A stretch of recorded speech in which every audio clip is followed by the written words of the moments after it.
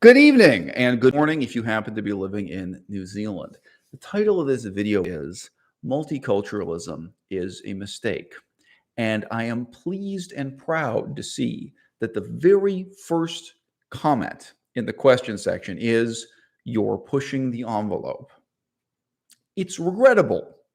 Regrettable there's a spelling mistake in that comment. It's the wrong your. It's Y-O-U-R instead of Y-O-U apostrophe R-E. But nevertheless, it is completely true. I'm pushing the envelope of acceptable discourse.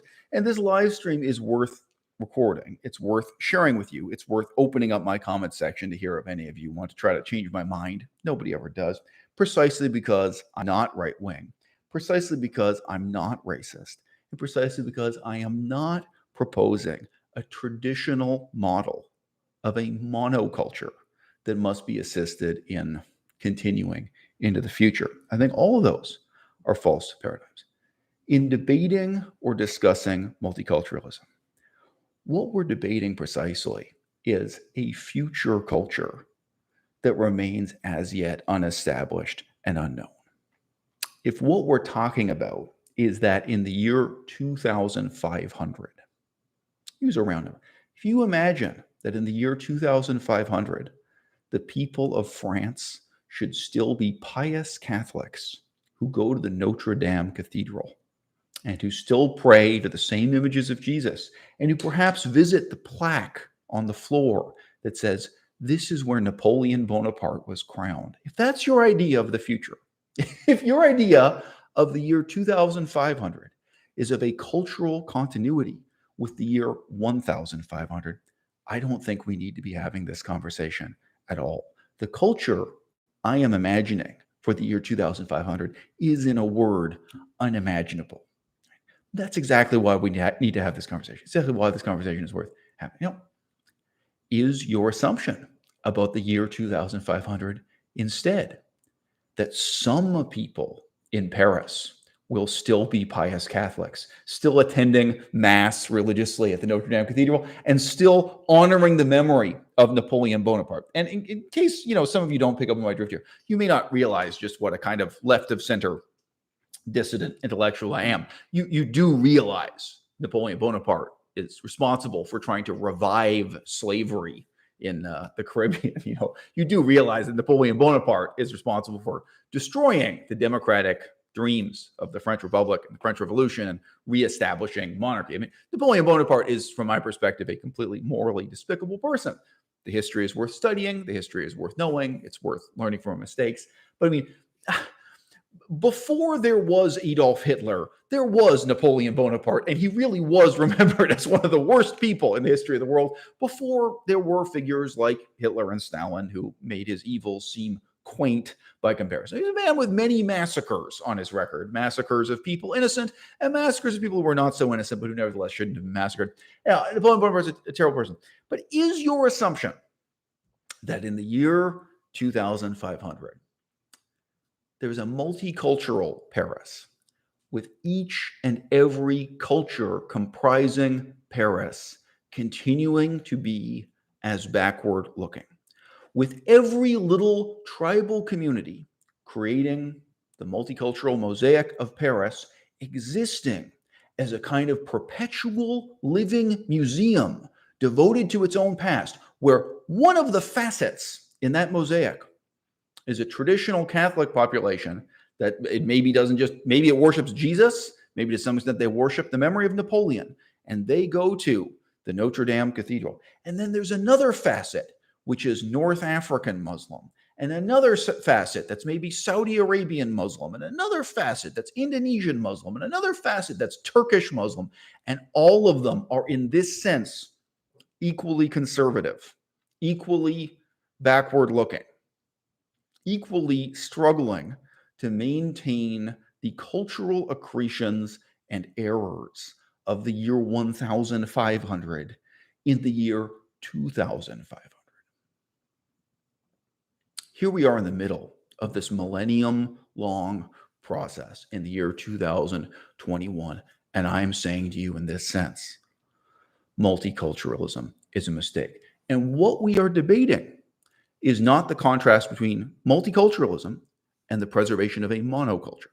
right? It's not the difference between having the cosmopolitan society that, frankly, during the Bill Clinton presidency, I would say, it hit the peak of idealization and idealism about multiculturalism, the idea that you would be able to walk down the street of every city in America, and in the same way that you could walk through downtown New York City and have Indian food and Chinese food and Mexican food, have cuisines of the whole world. He's not completely wrong here, guys. This is Bill Clinton's view of the future, that every small town in America would likewise have restaurants representing the cuisines of the whole world, living together in a kind of cacophonous harmony, that we'd all be able to share Main Street. We'd all be able to go to lunch together and eat each other's restaurants. All this and more is true. This part of the ideal, I completely confess, is attainable. Here we are at this, midway point between the year 1500 and the year 2500.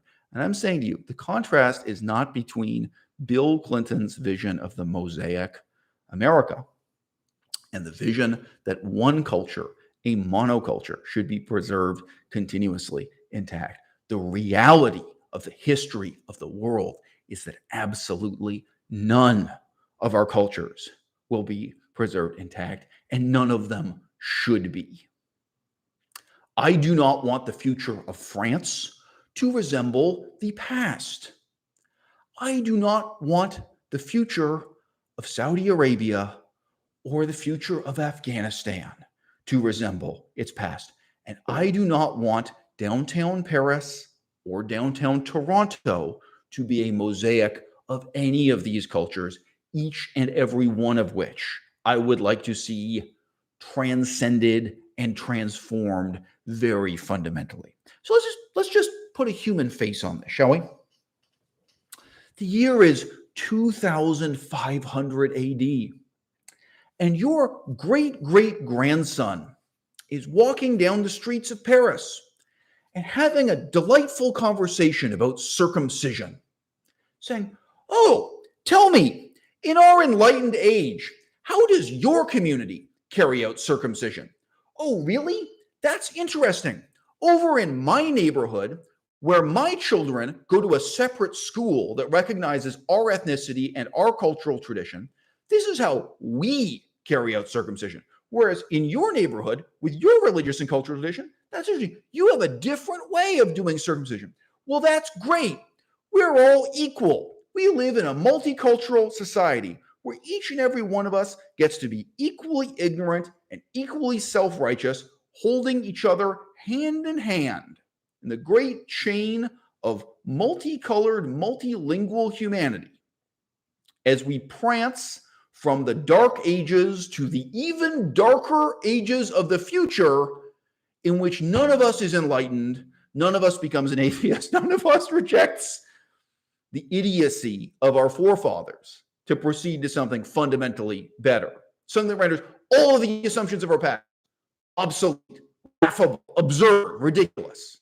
When we look back on the world as it was in 1500 and think, what fools we were.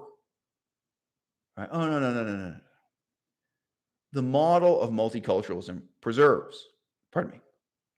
the model of multiculturalism presumes at a very deep level that each one of our communities exists as a kind of perpetual living museum devoted to the glorification of the past.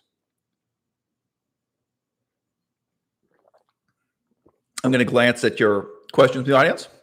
Obviously, I can speak uninterrupted.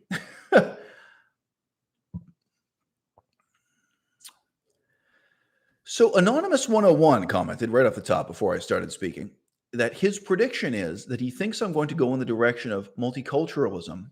Go in the direction of claiming that multiculturalism in the sense of different belief systems is bad.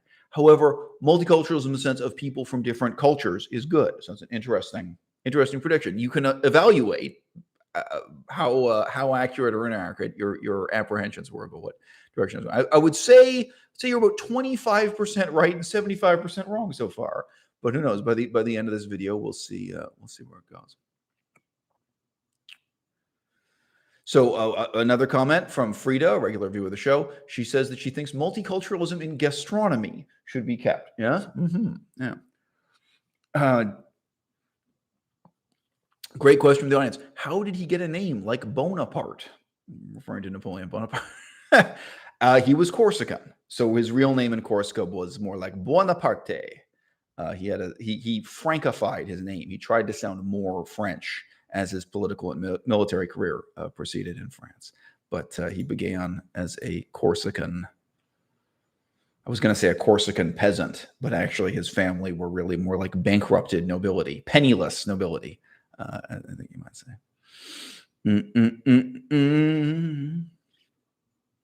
William McGeehan comments, no such thing as a delightful conversation about circumcision. Well, you can't imagine just how erudite and refined people will be in the year 2500. How familiar all of the objections to circumcision will have become. So, And actually, here's several interesting questions here. One, do you want to demolish Christianity? ? In 500 years. Okay, I'll answer. Another interesting question. What about multiculturalism? Now, I didn't mispronounce that. That's how we spelled it. Multiculturalism. So yes, cultural. So perhaps what he means is cultural multiplism. I think would be a better way to iterate. Very provocative and interesting question, I must say. So Joel asks, do you want to demolish Christianity in 500 years? Okay.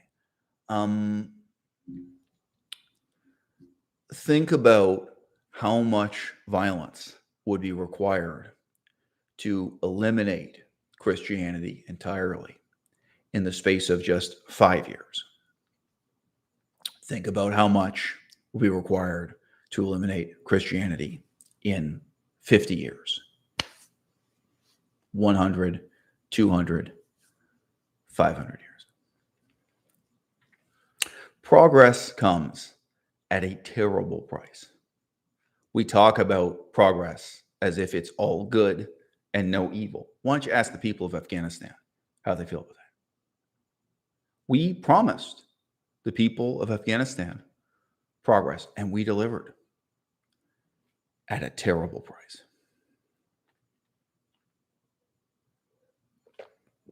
How long did we wait around to get rid of the Islamic State, also known as ISIS? Did we take the attitude that we should wait 500 years? Did we take the attitude we should wait 50 years? Did we take the attitude we should wait 5? The Islamic State was put out of business in a number of months with tremendous violence and at tremendous cost. And I'm not saying this to insult my audience. I appreciate the people here. By the way, if you guys want to pause and hit the thumbs up button, you can change your mind later and hit thumbs down or undo the thumbs up button. It'll help more people discover and join the audience of this tremendously provocative podcast that's going. I would ask, has anyone in this audience read the history of the Islamic State? Its rise, its fall, its destruction. Has anyone read a single book on that? Babe, why don't you grab the tiny book on the history of Syria? Just show that out. I mentioned it. Now, I'm not saying that to insult your intelligence, anyone in the audience. Life is finite. I bought this book on the history of the conflict in Syria. It's not long. It's a very modest, very time-efficient book. I think the guy who wrote it spent about 40 years involved with the politics of Syria. I'm sorry if it's 30 years if I've misspoken. But this guy basically devoted his life to the politics of Syria, as far as I know. And he wrote a very concise book on the topic. That's what I'm willing to put into the ongoing, political crisis in Syria, the history. I think this covers about 1,000 years. It covers the whole culture and political crisis. Any of you guys done that for what happened? Everyone watching this during your lifetime, ISIS unfolded. Basically, it was Barack Obama through Donald Trump was their advice. It's really easy to talk about learning the lessons of history, isn't it? And it's not so easy to actually learn the lessons of history. My point is, guys, I'm finite too. My attention span is finite too. I can only give so much time to Syria, and this is about the size of it. This is about the extent of it. And there are many, many other topics on my bookshelf that, frankly, are a higher priority for me, short term and long. I have made other videos talking about multiculturalism before. And I think one of the points I've made implicitly before that I should now make explicitly is this. When people talk about the integration of multiple cultures, they leave it up to your imagination to suppose that they are integrated horizontally, that they are integrated laterally. They do not talk about the integration of differing cultures hierarchically, vertically, unequally. Canada has plenty of new immigrants coming in from Saudi Arabia. Do you think it would be a good idea to have people cross the ocean, accept Canadian citizenship, and join our society as slaves? No. That would be terrible. No.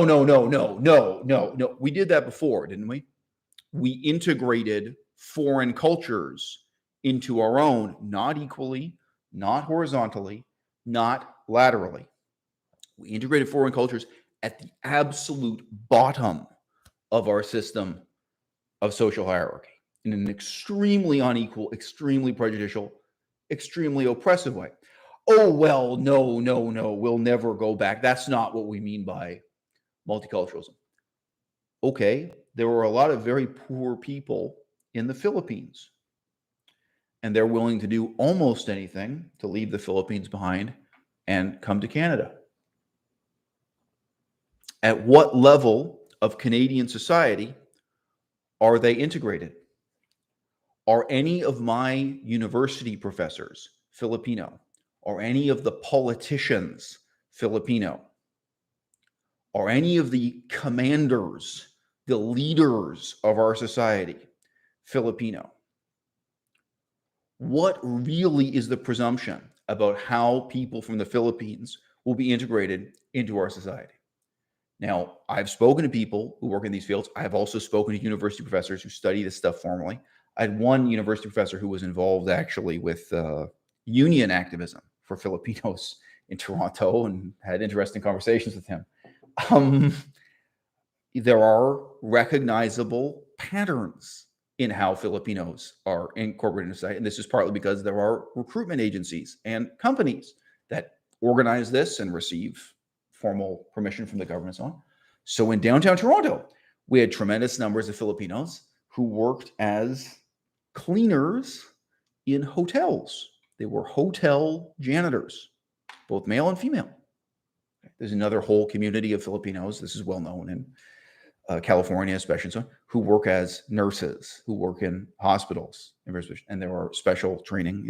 There was a whole regimen in Canada, a government regimen for actively recruiting in Filipinos to work as our babysitters. We use the French term au pair for this. This is very different from slavery.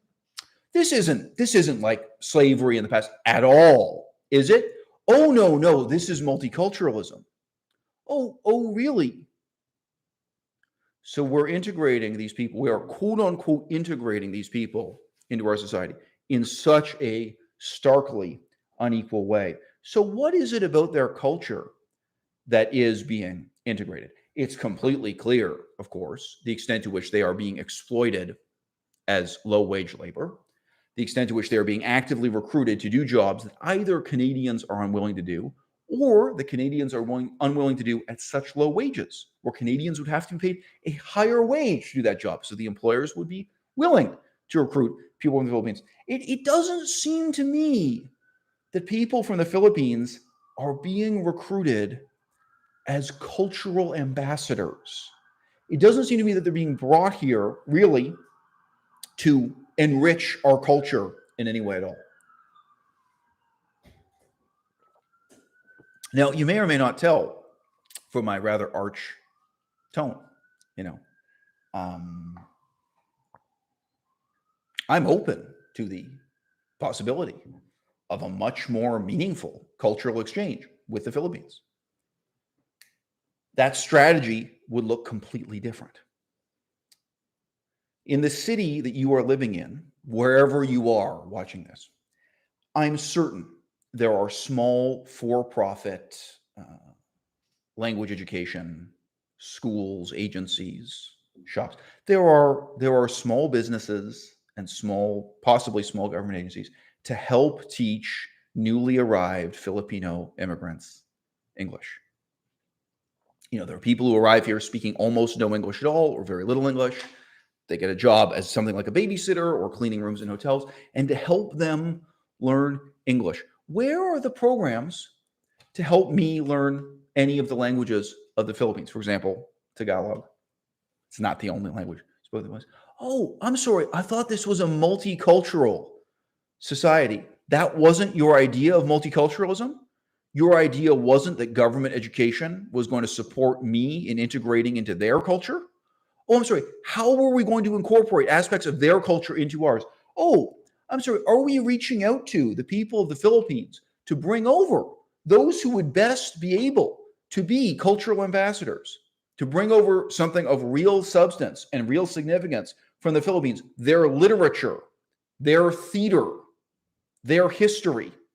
Where is the Filipino history professor in my high school, let alone my university, who is telling me about the history of their country and what I have to learn from it? There is a possibility in some kind of parallel science fiction universe of multiculturalism really sincerely being about the productive and positive exchange between cultures. But that's not what we have. That's not what's ongoing right now. Now, I'm going to mention this to you guys. So we've got some cynical comments. Zen Master Me comments that he's pretty sure there are not too many Filipino Nobel Prize laureates. So you may think the Filipinos have nothing to teach us. You're wrong. You may think you can't benefit from the study of the history and politics of the Philippines. You're wrong. What was the first colony of the United States of America? What was the first overseas war of conquest fought by the United States of America? It was the American invasion of the Philippines, starting in 1898, 1899. It's really rolling by 1900. Okay, one of the most important turning points in the history of America, in the American Empire, was the decision to invade, to conquer, to colonize the Philippines. Anyone want to guess the body count? You guys will Google it. I can't do this anymore unless I can prevent you from Googling. Okay. The current estimate is that the Americans killed 1 million people in total conquering the Philippines circa the year 1900. It happened over several years. Some of it was through starvation, straggling, disease, injury. Wasn't entirely through the firing of bullets, but there were mass graves. There were enormous numbers of people killed by the lowly rifle, by old-fashioned rifle gunfire. There were no gas chambers. There were no other methods used. Okay. Actually, there are really interesting political authors from the Philippines who reflect on their history of European colonialism, their history of the conflict between Christianity and Islam. You may not know that about the Philippines. They have a history of being divided between Muslim and Christian and, European influence and Asian influence. And they have a history of being conquered by the United States of America and then being incorporated into the American empire, as frankly no other country in the history of the world does. But even if you want to compare it to the Vietnam War, if you want to compare it to America's invasion and conquest of Haiti, if you want to compare it to something else, it was the first. It was a landmark. It was a turning point in the history of the American empire. And by the way, that's also part of the genesis of the Japanese empire. Why did World War II happen in Asia? It's because Japan saw what the Americans did in the Philippines and said, hey, we're next. Look at a map. There's no real difference between Japan and the Philippines geographically. Okay, they're a cluster of islands on the outermost cusp of Asia. Japan was aware of this. They said, okay, the Americans took Hawaii, the Americans took the Philippines. Either we become a great world empire or, in all likelihood, we're next. And they had their own experience with, shall we say, American hegemony. They did have good reason. I am not an apologist for the Japanese Empire. I do not glorify any period of Japanese history, frankly. I'm really not very pro-Japan at all. However, I can explain the Japanese Empire to you. I can explain how it originated primarily from American and British influence. The model for the Japanese Empire in many ways was the British Empire. They looked at a map and they saw this one small island that had dominated a huge part of the world, partly by building an outstanding navy, etc. They said, look at this little island, England, that for most of them they'd never visited. Certainly the Emperor of Japan would never visit England. They had written descriptions of what England was like by the Dutch. They had texts that were translated from Dutch into Japanese. Holland also, the Dutch Empire was another example. It was a tiny country with a small population, but that had managed to conquer and control a huge part of the world. Okay, the Dutch Empire, the British Empire, and now here comes the American Empire. Oh, all right. There's a model of something there. And in large part, the genesis of their imperialist ideology was, in fact, defensive.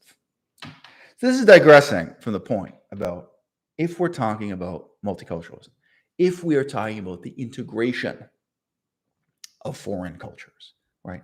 We cannot possibly mean only recruiting cheap labor to be at the bottom of our society in a form that is really the 21st century equivalent to slavery. I know their status in our society is much better than the slaves of, say, the 17th century or the 18th century. I am aware. But nevertheless, the status of Filipino immigrants in our society is balefully the lowest of the low. And there is absolutely no interest in terms of government policy in having a meaningful integration of our culture into theirs or their culture into ours, of one learning from the other, of having the Filipinos take up a role of leadership or influence in our society. If the idea was really to have multiculturalism, wouldn't there be seats in our parliament for the Filipino community? Wouldn't they have representation? Wouldn't we be interested not just in us governing them, but in having them govern us? Isn't that the whole concept of responsible government of the people, by the people, for the people, however you want to put it? Different people express, responsible government.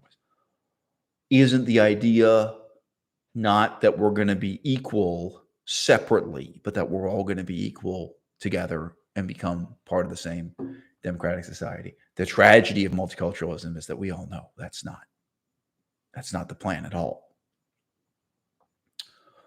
There are some very wealthy people in Saudi Arabia. There's some very wealthy people in China who would like to immigrate to Canada also. I'll just digress about this. Why is it that so many wealthy people from China want to leave China?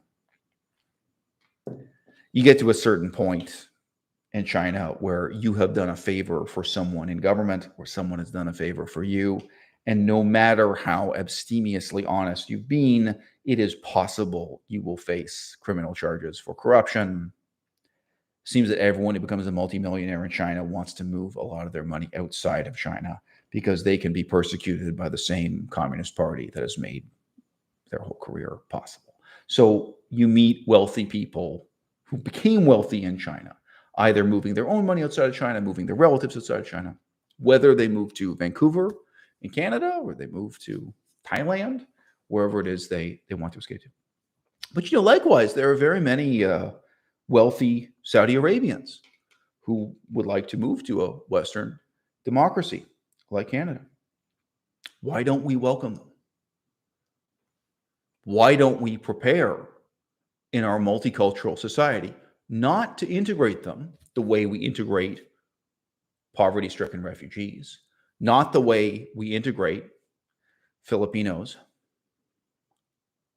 Why don't we welcome in the wealthiest, most powerful, most highly educated people from Saudi Arabian society or from China to take their seats in parliament, to take their seats at City Hall, to take their seats in the Senate In Canada, you don't even have to be elected to the Senate. Literally, the Queen or the Prime Minister can just point at a seat. Nobody votes for you. And you take up your seat in government. We could have very easily have seats in the Senate for Filipinos, for the Chinese, or for the Saudi Arabians. They could come and they could rule over us, or they could participate in our democracy as equals. They could teach at our universities. They could become our leaders, right? Now you see, the whole tone of the discourse shifts when we're no longer discussing the Filipinos and we're instead discussing a culture like China or Saudi Arabia, right? We have been unwilling to question the extent to which our model of multiculturalism presumes a starkly unequal and frankly oppressive form of hierarchy in which the foreign cultures integrate into our in which the foreign cultures integrated into our own are presumed to take up their place at the bottom and frankly to remain there forever. Nobody, white, black, brown, indigenous, European colonial, no one of any background is imagining a future in which Canada becomes sinicized. The Latin term becomes more of a Chinese society, in which we in any way, for example, reform our education system to more resemble a Chinese education system, in which our children grow up learning about the philosophy of Confucius, the philosophy of Lord Shang, the philosophy of Sun Tzu. Nobody has suggested that we even reform our education system to teach our children the modern history of China. What happened with Mao Zedong? What happened to China during World War II? This is apparently of absolutely no significance to our education system. Naturally, nobody has proposed the idea that our primary schools or high schools should teach our students the history of the Philippines. What I just told you could be common knowledge about what happened in the Philippines 100 years ago. Apparently, it doesn't matter to us. No. We're all just going to go on teaching British Empire history in the British Empire way in what is, frankly, a white Western Eurocentric, completely racist, completely conservative, completely backward-looking monocultural way. And we presume that any other cultures integrated into our own will be at such a low level, will be in such a position of powerlessness, that they will, by sheer dint of poverty, be compelled to assimilate into the wealthier culture, right? I will take a moment now to answer questions from the audience. By all means, guys, prove me wrong. Change my mind. So far, nobody's really, disagreeing with me, which is fine. I'm happy to, I'm happy to respond to your questions. I'm happy to respond to your objections. I'd be happy if this podcast ends with me coming to the crushing realization that I've been very much misled about the past, present, and future.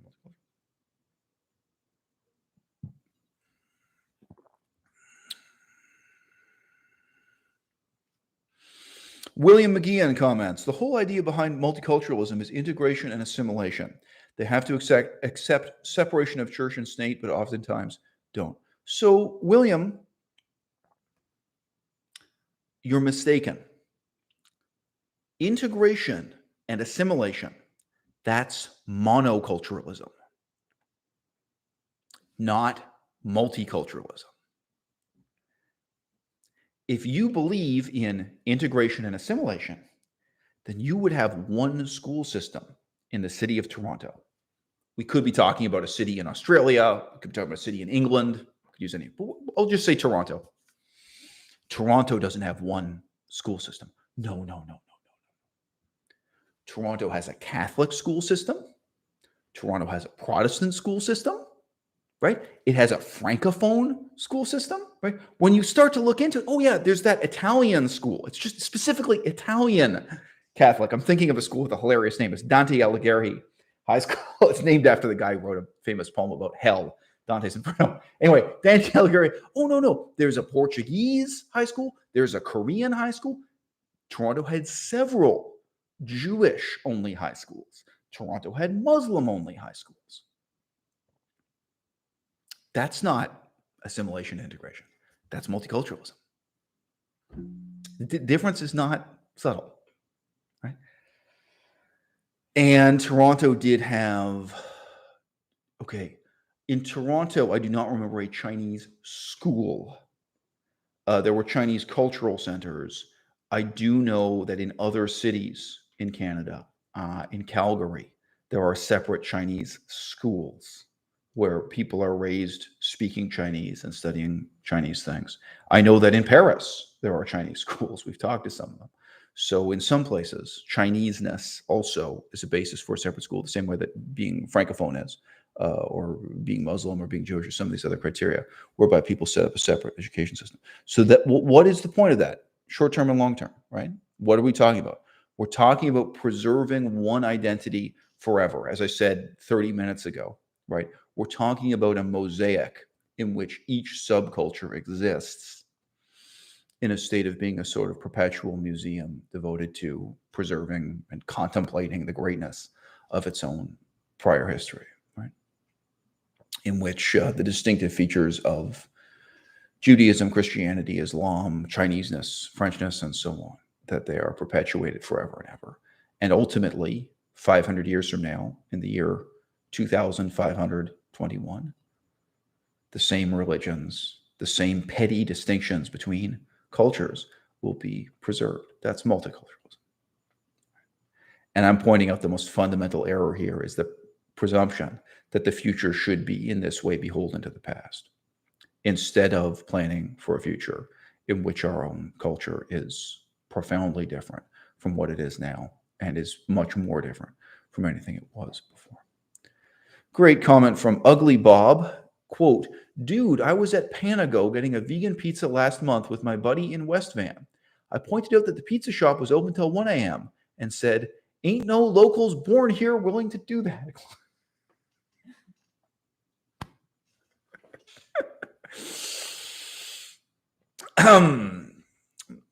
Shout out to Panago Pizza in West Vancouver.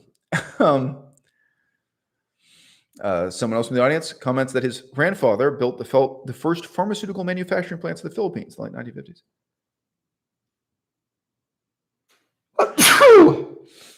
I had a Filipino repairman come into my home once. So this was when I was university age. I saved my parents money by staying at home when I was in university, by the way. My parents at that time claimed they were poor. They were flat broke. They had so many kids, it's possible that they were temporarily poor. And the kids, many of them were in university at the same time. So I just mentioned it is plausible that was. So I stayed at home for university. And with this Filipino repair guy came in, I totally forget what he was there, the vents or something. I totally forget what repair he was there. And the minute he came in the door, he said, hey, I'm from the Philippines. And everybody there knows your dad. Your dad's a big guy. Your dad's a famous guy in the Philippines. Your dad's a very important man. Oh, yeah. And, I always have a somewhat sardonic air about me. I did really respond to this as if it were a joke. And he said, yeah. And he went on to describe how personally indebted he felt to my father for my father's work in creating what I believe is just called the National Museum of the Philippines. If I've gotten the name wrong, I apologize. Maybe it's the National History Museum of the Philippines. It was something like this history museum.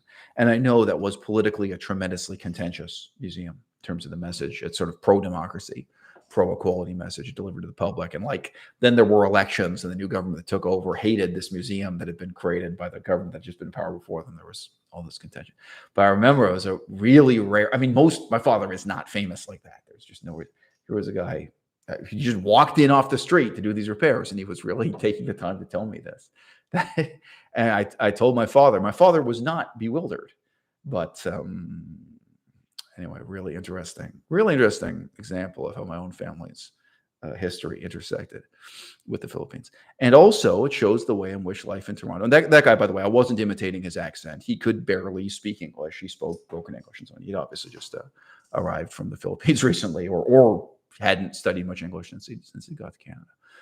It also shows the way in which living in Toronto your whole life is enmeshed with Filipino immigrants, although in a totally unequal way.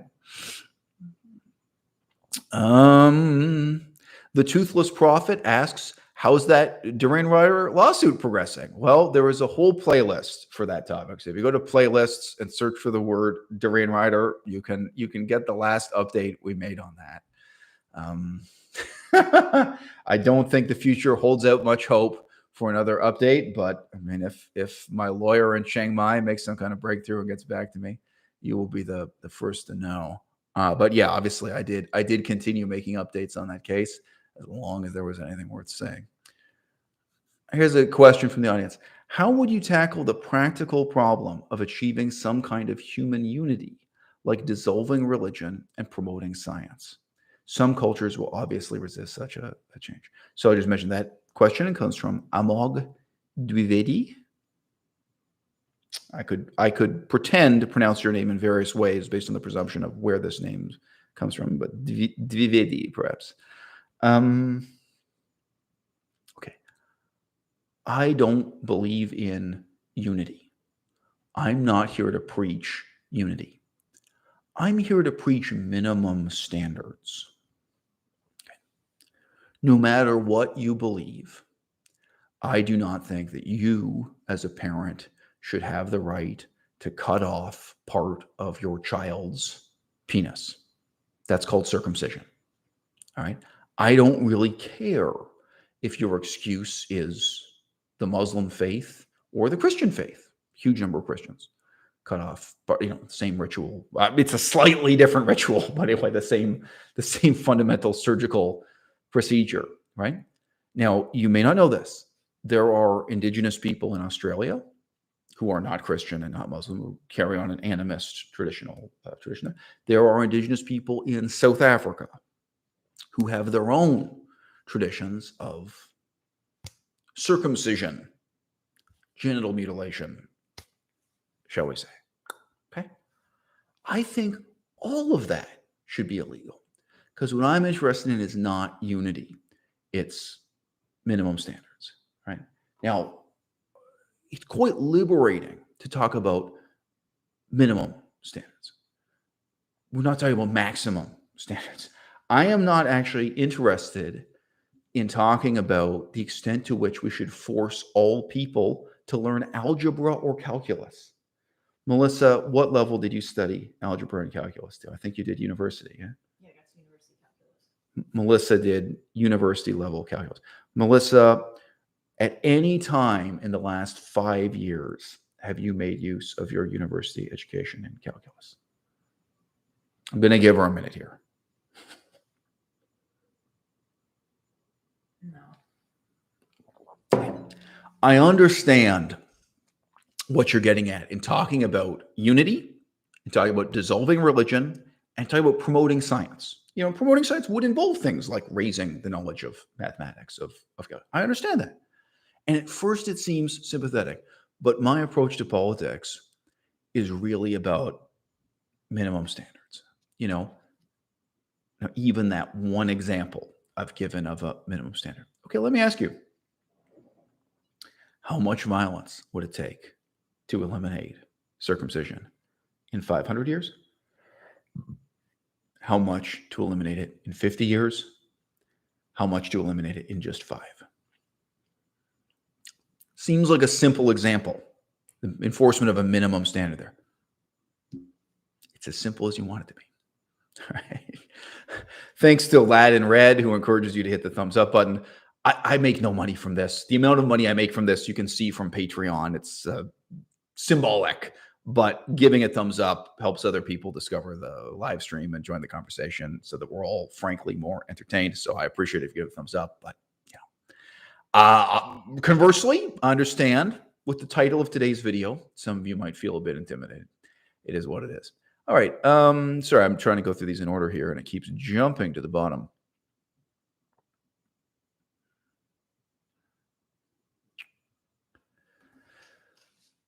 Quote, do you think Western democracies have a preference to integrate people from other Western democracies? Close quote. So question from Frida. So her question is, does multiculturalism favor the integration of one Western democracy into another? My answer is no. I think the reality is that employers in Canada actively recruit powerless people who will not talk back, people who will not question and contradict their employer, people who will not form unions people who will not fight for their rights, people who will not go to City Hall and participate in local politics. I think the tragic reality is that what I see again and again across the whole of the Canadian economy is a preference for inequality that resembles slavery as much as is legally possible. And it's sickening to me. So I'll give two examples here. There are farms right in the outskirts of Victoria. Victoria is the name of the city I live in. The farms are in between the city and the airport, just to give you an idea of how close it is. It's really just in the suburbs, these farms. And these farms have a YouTube channel. Yeah, unusual, where they recruit minimum wage and below minimum wage labor. That's piecework. You're not paid by the hour. You're paid on how many things you plant, how many things you pick, this kind of thing. So how little you get paid is. And you know what the funny thing is? On their YouTube channel, they have instructions on how to do the job in Punjabi,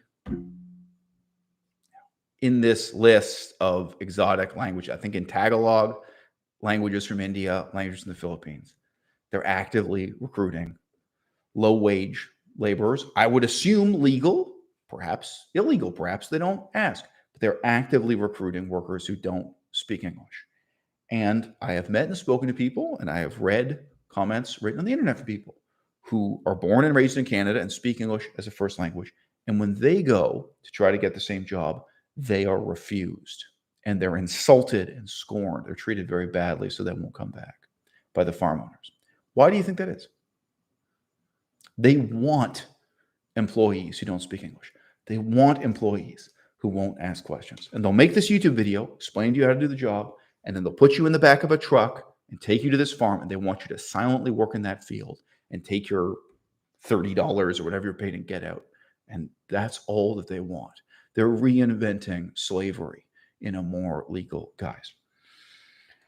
Why do you think Tim Hortons donut and coffee store actively recruits and actively employs people from the Philippines using a special visa program permitted to them by the government of Canada, rather than recruiting and employing Canadian citizens, rather than recruiting and employing, for example, First Nations citizens, our Indigenous people? There are some First Nations reservations that have like 80% unemployment. The populations are really small, by the way. You're talking about like 100 people. So you say 80% unemployment, it's not that many people. But there are. You can go to some areas where there's this really high rate of unemployment. You could send out a truck and recruit people and say, hey, guess what? Instead of importing people from the Philippines, we're just going to drive our truck and we're going to say, hey, we can give you a really well-paying job in the city and you can start a whole new life. And guess how easy the job is? You take a cup, you pour coffee in the cup, you hand it to someone, you take their money. Anyone can do that job. And it sure helps if you speak English fluently. They don't want people who speak English fluently. They don't want people who have political rights. They don't want people who have the self-assertive attitude of being citizens who have ownership of this country, who are part of the leadership of this country, who are part of debating and deciding the future of this country. They want meek, subservient, submissive supplicants. And that's what multiculturalism gives them access to. And that's why they're not recruiting Canadians, and they're not recruiting Americans, and they're not recruiting people from Sweden or Germany or France. All right. And that is the way in which the hierarchy of so-called multiculturalism really produces an invidiously divided society that in some ways resembles slavery. All right. Here's a comment from Mr. Kurtz. Quote, doesn't multiculturalism make poor countries more corrupt because the people who value democracy and fairness will just relocate so the situation becomes more hopeless in their homeland? So I have made videos talking about that aspect in the past, the relationship between both immigration and refugee policy, and the further impoverishment of, the making hopeless of the source country rather than the destination country. So I have made videos talking about that. I'm not going to repeat that here. This country is dealing, so this video is dealing with a destination country, with Canada, with the country being migrated to. I will just say very briefly that migrants and refugees alike transform their country of origin with their absence. Who leaves? Dissidents, intellectuals, people who are motivated to change the country. Who leaves?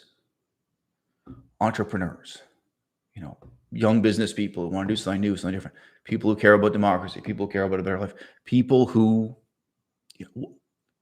let's talk about Afghanistan, guys. What's happening right now in Afghanistan?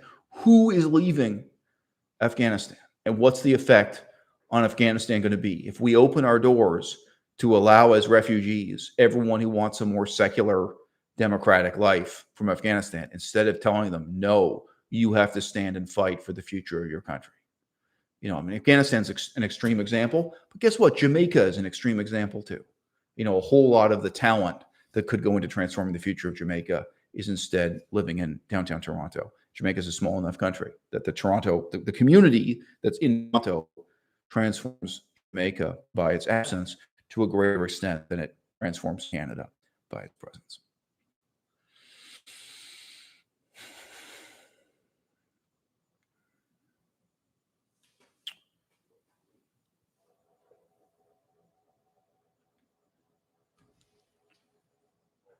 Someone asks, can we get some more foot soldier impersonations? So a comment from Sat12 says, quote, if your title is multiculturalism is a mistake, this implies you believe influence by the government on immigrants to assimilate is not a mistake. Okay, close quote. I think this is a confused and confusing comment, Sat12.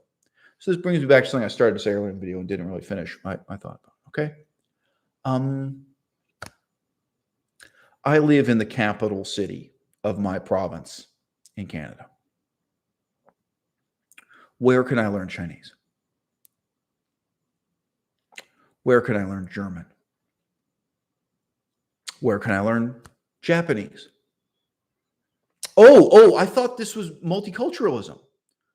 Oh, I'm sorry. Shouldn't we have a very muscular, very proactive policy of the government to promote education in these languages and to promote these cultures? I mean, culture is much greater than language. Oh, I'm sorry. Where can I see traditional Chinese opera? Oh, that's not government policy. Oh, what is government policy?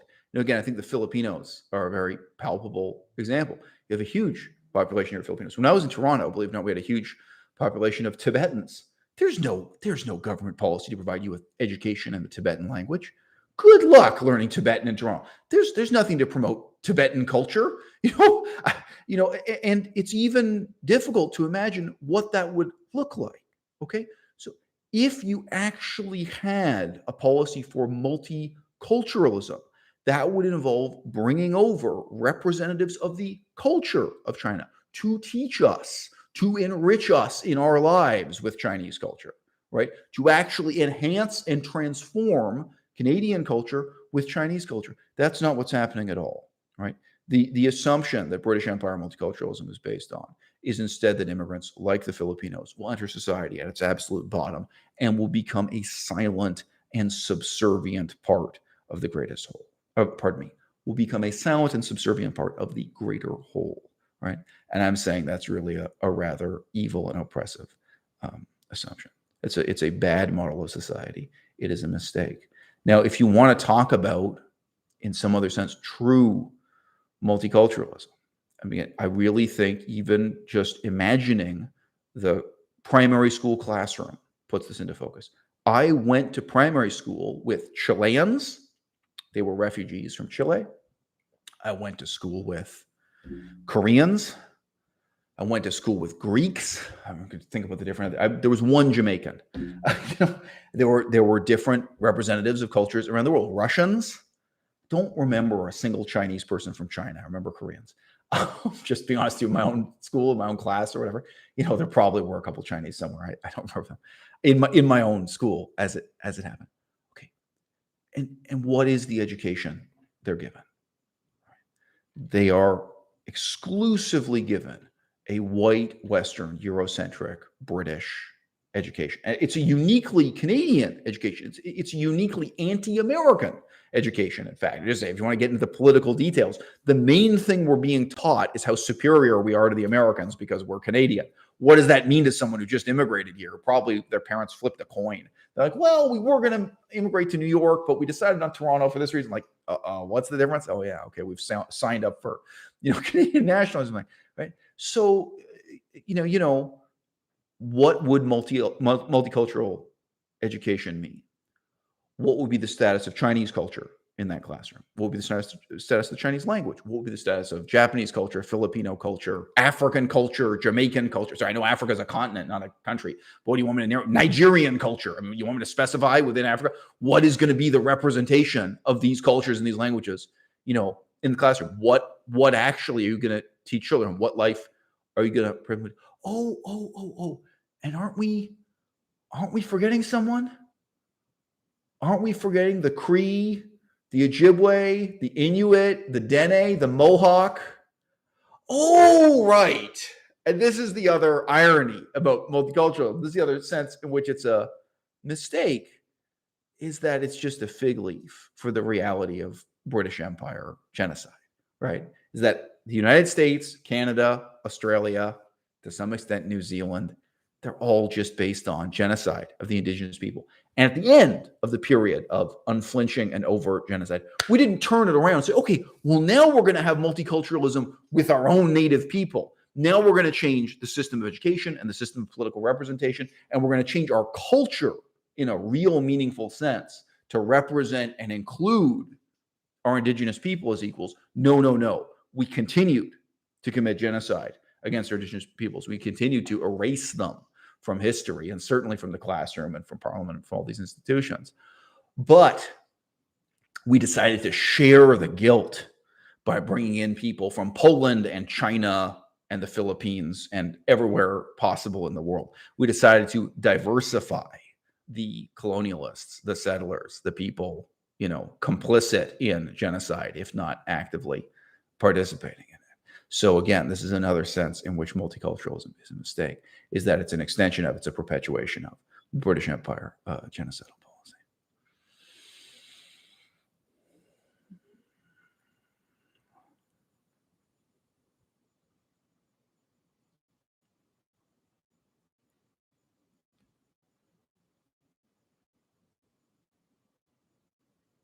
So sorry, it keeps the comment thing keeps snapping down to the most recent comment, but I'm trying to just read these one by one as they come up.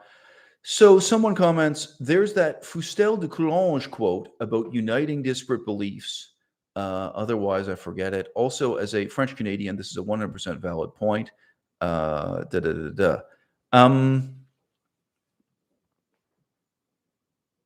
Okay, so Numa Denis Fustel de Coulanges talks about the multiculturalism of Rome, of ancient Rome. They incorporated foreign cultures into Rome by incorporating their gods into their own religion.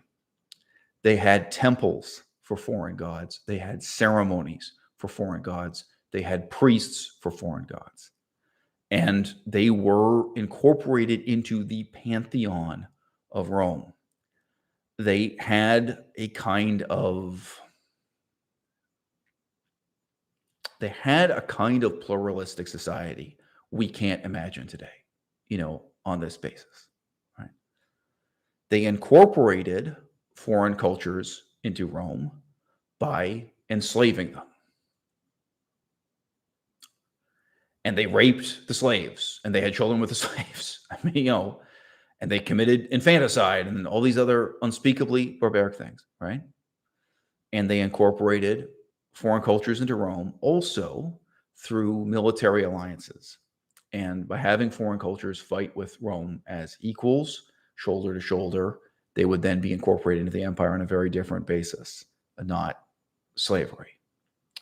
So, the The multiculturalism of Rome, it's a cautionary fable in many ways.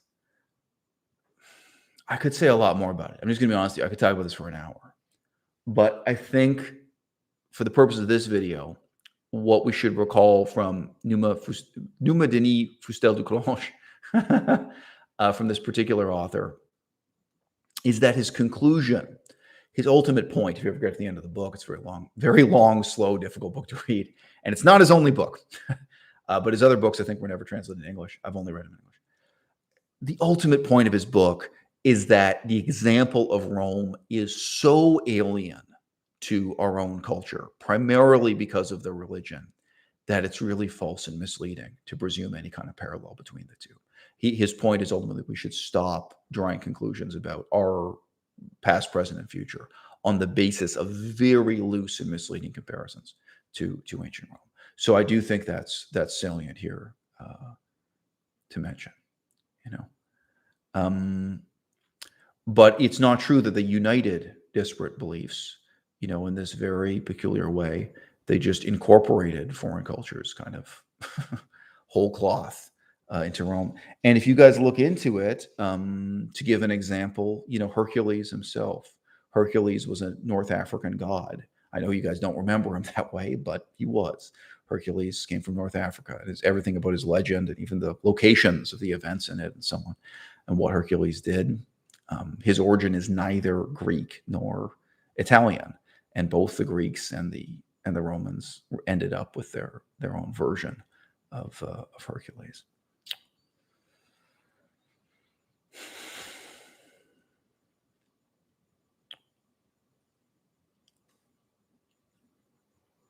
Just reading through your comments, guys.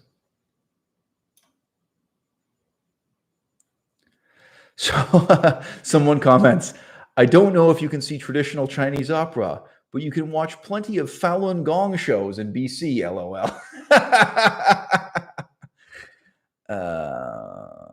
Somebody in the audience says, JJ gave you props. Where in Canada are you from? So I am from just down the road from JJ. We live in Victoria, British Columbia, Canada. So JJ is 3-hour trip from here. We've never met him face-to-face IRL, but at this point, we feel we know him pretty well. So here's a comment from Sat12. Good. I like these cutting comments. Quote, your title is Multiculturalism is a Mistake, but instead you are arguing that multiculturalism is good but hypocritical. So I think you need a comma here or a semicolon. And then he says, false multiculturalism is bad. Okay, I'm going to answer that in just a moment. I'm going to come back to this provocative comment. I'm going to just read the others, just a few more, and then I'll come back to that. So shout out to Kujurapik, close to the informal border between the Cree and Inuit nations. I don't know how many viewers I have in Kujurapik. Shout out to Kujurapik.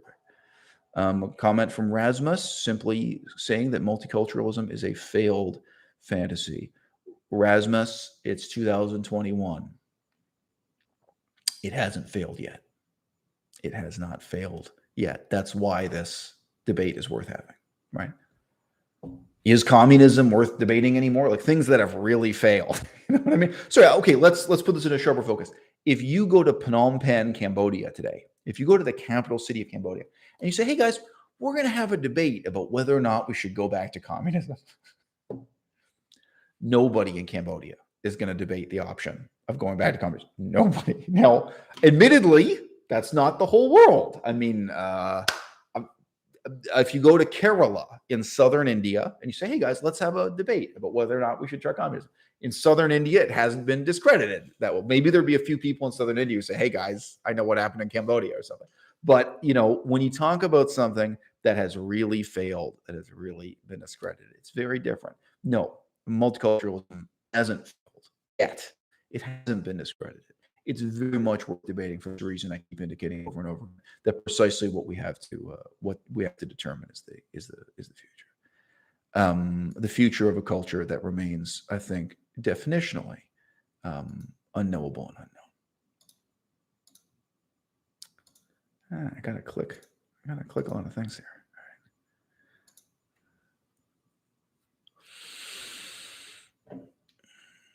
So I'm just reading the last few comments here, and then I'm going to go back and reply to that one before.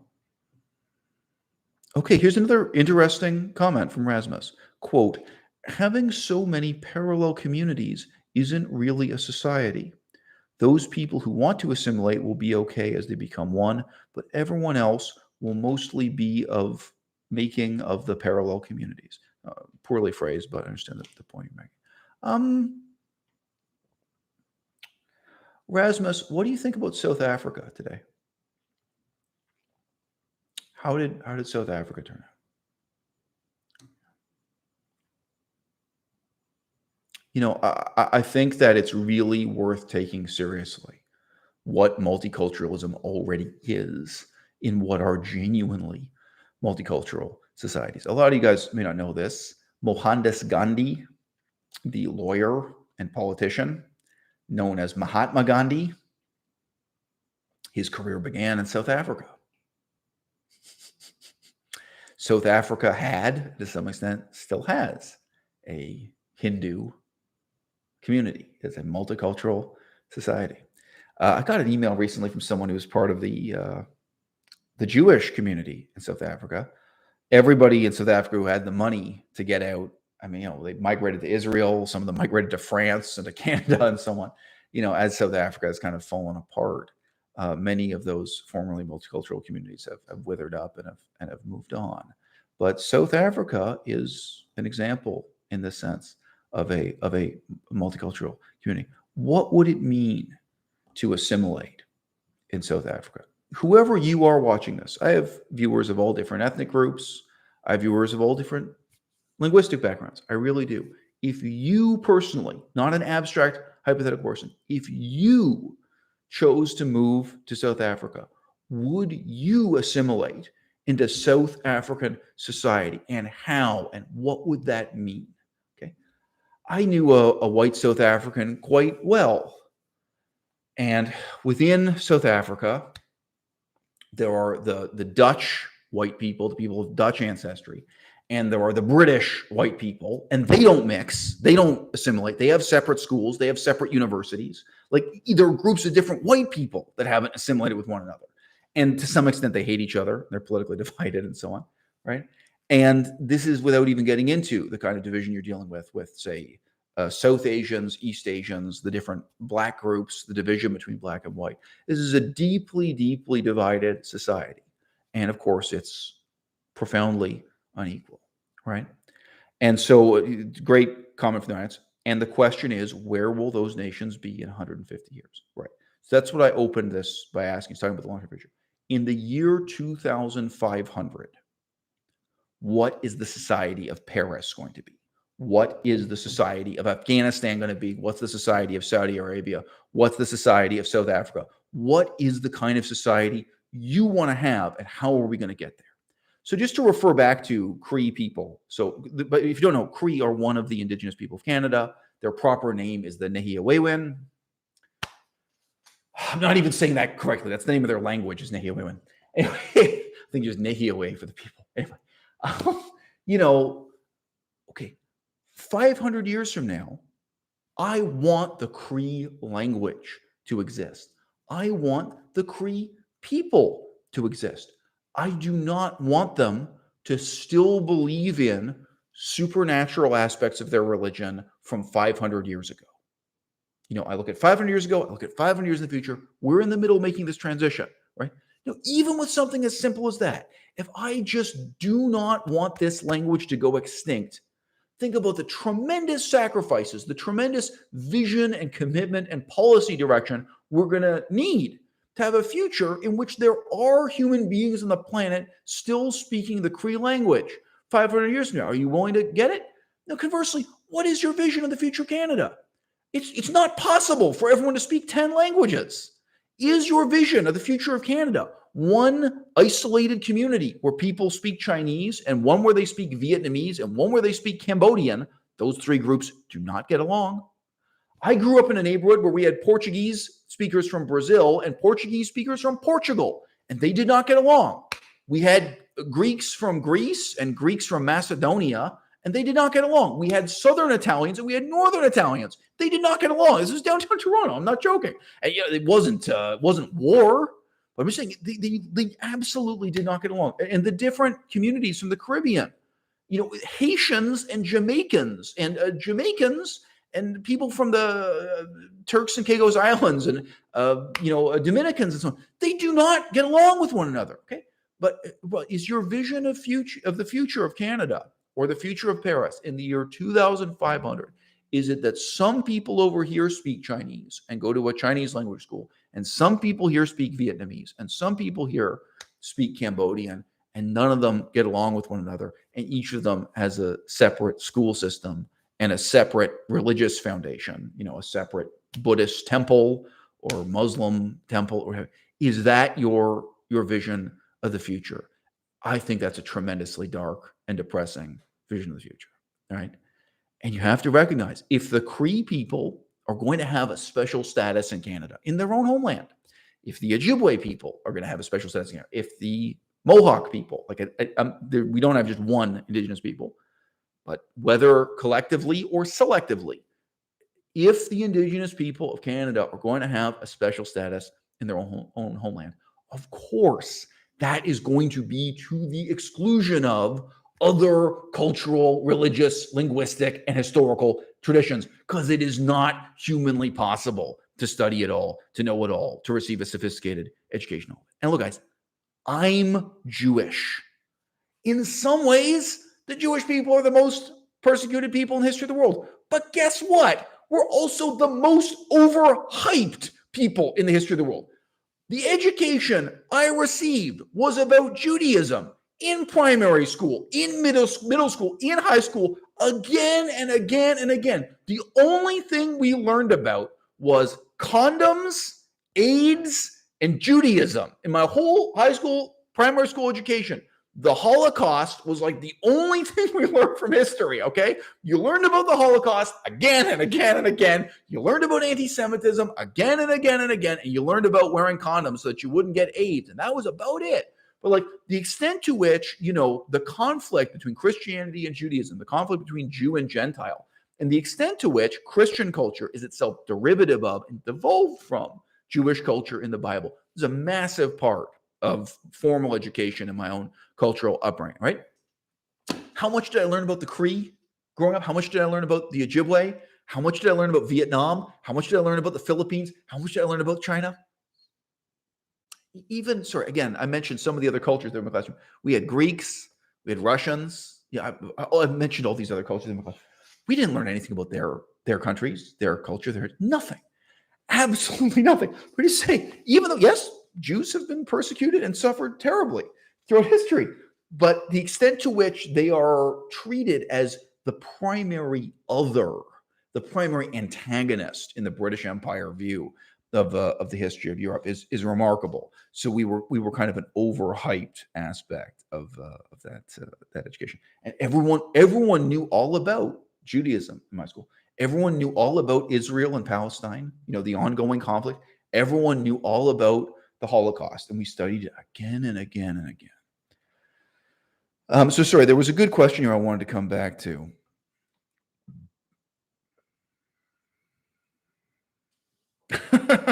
Maybe it's too late. Okay, I think this was it. You think multiculturalism is good, but Right, that was it. Thanks, babe. Okay, so the title from Sat 12, pardon me. The comment from Sat 12 is, quote, "Your title is Multiculturalism is a mistake, but instead you are arguing that multiculturalism is good but hypocritical, i.e., that false multiculturalism is bad." Okay. What is culture? Okay. I am neither arguing in favor of monoculturalism nor multiculturalism. Now, my view of culture is that all of it is fundamentally bad and evil and wrong. I've given the example of circumcision again and again and again. We're not the only culture that has a history of circumcision. There's a history of circumcision in Africa. there's a history of circumcision amongst the indigenous people of Australia that is just as brutal, if not more brutal, if not more terrifying. Okay, we're not the only culture to have devised this. Okay, I am not saying that one culture is good and others are bad and evil and wrong. And I'm not saying that many cultures would be good, whereas one culture is bad and evil and wrong. When we think about what culture is, it is the accumulation of past beliefs. It is the burden of ignorance we take on from our ancestors. It's a set of authoritarian attitudes that the past is trying to impose upon the present and the future, and we have to resist it all. Now, Chinese culture is interesting to me. No offense, I have probably read more about the history and politics and philosophy of China than you have in the audience. Probably. If any of you are big fans of Lord Shang and Sun Tzu and early Han, pre-Han Dynasty philosophies, like, great, okay. But, Chinese culture is interesting to me. And in terms of understanding the world as it exists today and what's going to happen in the future, it's important. It's not good. I've never said it's good. I've never said it's wonderful, right? I've never said I'd want to raise my own daughter or raise my own grandchildren to believe in Chinese philosophy or Chinese religion or Chinese tradition. I've never said I want to raise my kids to be able to act out the dramas of Beijing opera or Cantonese opera, right? Never. I don't even think Chinese pop culture is good. I don't want my kids growing up watching kung fu movies from Hong Kong. None of it. Now, again, I don't know who's in my audience. I have some sense. I've been reading your comments. The odds are I know more about the history of India than you do. I've done quite a lot of study about the history and politics of India and literature and philosophy of India. I won't get into my whole backstory, how it is I spent years doing that. I know a lot about India, right? I do.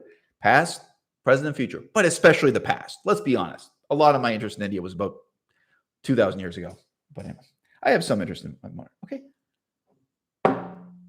The literature of ancient India, whether you think of it as philosophy, religion, or if you think of it as just archaeology and anthropology, it's interesting. There is a sense in which it is important analytically in understanding what's going on today and the future. Okay. But all of it is bad and evil and wrong. All right.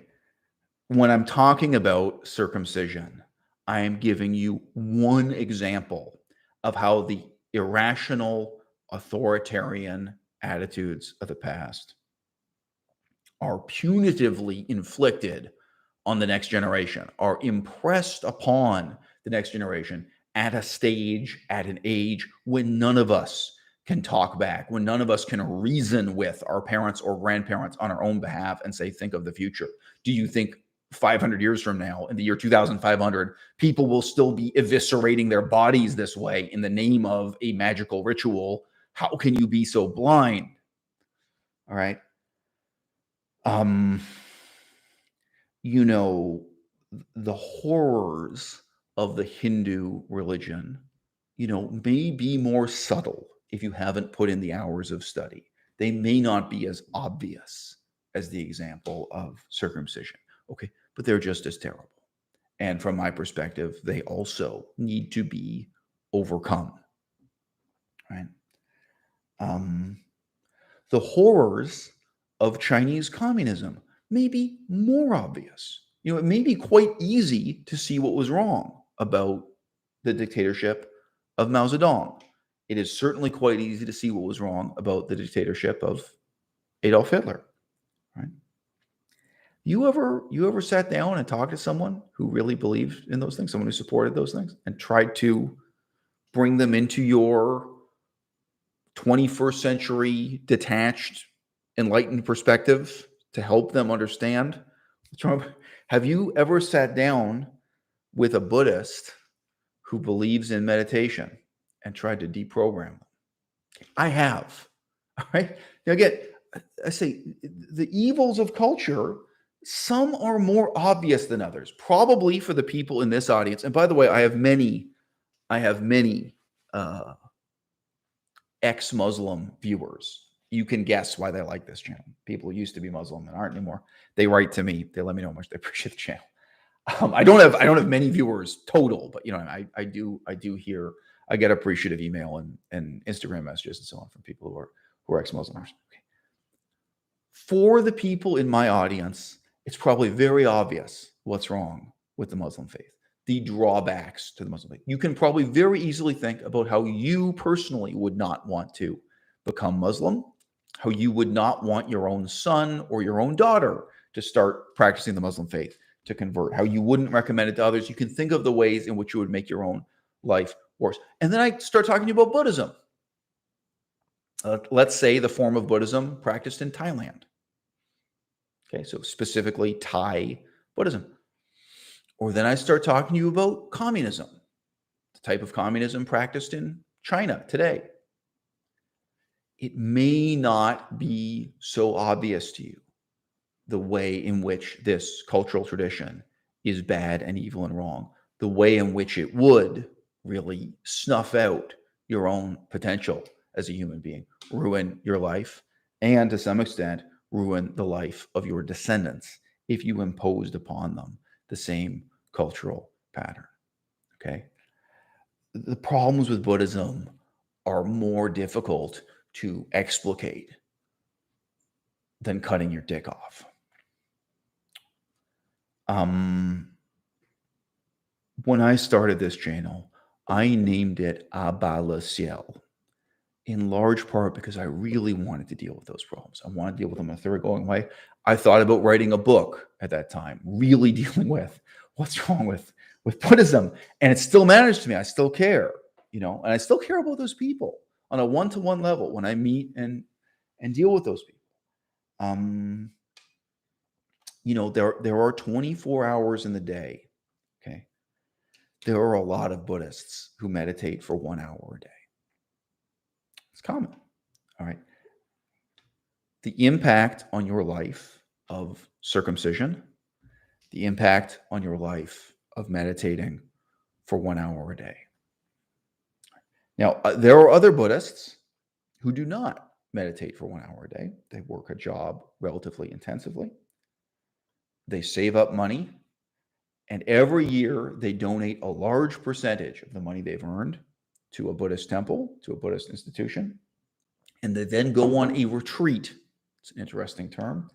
And they stay for possibly several months, but at least several weeks, let's say 6 weeks or something, to engage in fasting, meditation, chanting, right? It may not be obvious to you the damage done, the harm done, what's lost here, right? And the pattern of self-righteous ignorance that's being reproduced from one generation to the next. It may not be as obvious, as self-evident as the evil done through circumcision, but I'm saying to you, it's just as evil. It's just as wrong. And again, if you have grandparents who are Nazis and raise the grandchildren to be neo-Nazis, it may not be obvious to them what's wrong with that, but it's obvious to all of us. And if you have grandparents who are communists and they raise the grandchildren to be communists, all right?